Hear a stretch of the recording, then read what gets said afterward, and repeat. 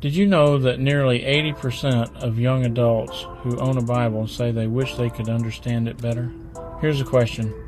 What if making your Bible study more meaningful was as simple as asking the right question? Let's be real, Bible study can feel overwhelming. With so much wisdom packed into every page, it's easy to get lost or discouraged. But I've found a game-changing trick that makes it all click. And today I'm going to show you exactly how it works.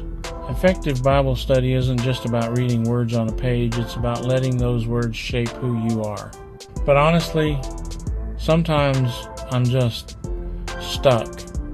Maybe you felt it too. You sit down, open the Bible, and suddenly your mind is everywhere but there. Sometimes I'm distracted by my phone, or just not sure where to start. Other times, I read a chapter and think, okay, now what?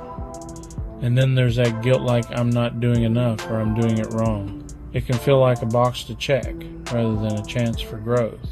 But then I discovered a simple trick, turning my study into a conversation instead of a chore. Here's how it works. Instead of just reading, I started asking questions out loud in a journal or just in my head. Things like, what's the main idea here? Or, how does this challenge me today? Suddenly, it wasn't just about memorizing verses, but about digging deep and understanding the heart behind the text.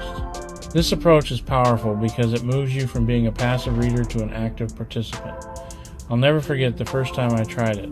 The passage I'd read a dozen times suddenly hit different. I realized I'd been skimming, missing the depth of what God was trying to show me by asking, what does this mean for my life right now?